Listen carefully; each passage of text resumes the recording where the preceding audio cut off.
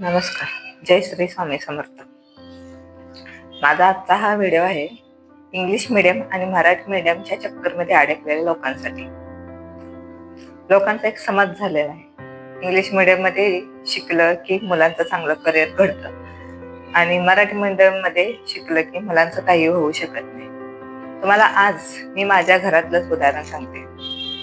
मला 2 मुलं आहेत आणि मी तुमच्यासारखीच या चक्करमध्ये अडकली होती. त्यावेळी माझी मुलं आता शिकून मोठी जॉबला आहे, पण जेव्हा माझे मुलं लहान होते ना, तेव्हा मी सुद्धा या चक्करमध्ये अडकले होते. पण हा मी माझा अनुभव तुम्हाला शेअर करते तुमच्यासोबत.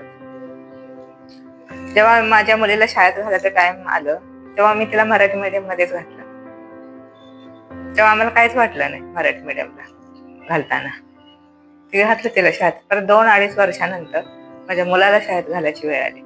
तेव्हा सगळीकडे तेच लोकांचं तेच, इंग्लिश मीडियम मध्ये घातलं तर मुलांचं करिअर घडतं, मराठी मीडियम मध्ये काहीच नाही, मराठी मीडियम मध्ये मुलांचं करिअर घडत नाही. हेच ते लोकांचं ऐकणं.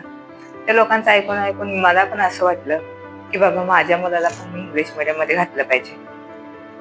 मुलगीला मराठी मीडियम मध्ये घातलं ते घातलं, आता मुलाला तर कशाला, मग मुलाच तर व्यवस्थित करिअर घडू दे असा विचार करून मी माझ्या मुलाला इंग्लिश मीडियम मध्ये घातलं. आणि खरा अनुभव तुम्हाला सांगते, माझ्या मुलगीला मराठी मीडियम मध्ये घातलं, तिने मला शिक्षणाला कुठल्याही प्रकारचा त्रास दिला नाही. आज ती MBA झाले. MBA शिकून ती मल्टीनॅशनल कंपनीमध्ये जॉब करते माझी मुलगी. मुलगा पण शिकलाय, तो पण जॉब करतोय, पण मुलीपेक्षा मला कुठल्याही प्रकारचा त्रास, मुलापेक्षा मला मुलीला शिकवण्यात कुठल्याही प्रकारचा त्रास झाला नाही. एवढं माझ्या मुलीचं शिक्षण मला एकदम सोपं गेलं आणि तिचं करिअर मुलापेक्षा चांगलं घडलंय. मुलापेक्षा चांगलं आहे, चांगल्या ठिकाणी ती जॉब करते. मराठी मीडियम मध्ये शिकून MBA झाले ती. विचार करा, हे माणसाचा विचार म्हणजे असं किती चुकीचा विचार आहे हे सांगायचा मी तुम्हाला प्रयत्न करते. मुलगा आहे, मुलाने पण ग्रॅज्युएशन कम्प्लीट केलंय, तोही मल्टीनॅशनल कंपनीत जॉब करतोय, पण मुलीपेक्षा कमी शिकलाय तो. मुलगी MBA झाले, हा ग्रॅज्युएशन केलंय आणि ह्याला शिक्षणाची अजिबात आवड नाही.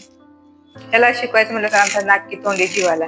त्याचा होमवर्क घ्या, याला ट्युशनला पाठवा, ट्युशनचा होमवर्क, घराचा होमवर्क करून नाकी तोंडी जीव यायचा आम्हाला. त्याच्यात फीस भरता आमचा नाकी तोंडी जीव यायचा. एकतर पगार आमचा पण जेमतेमचाच पगार होता.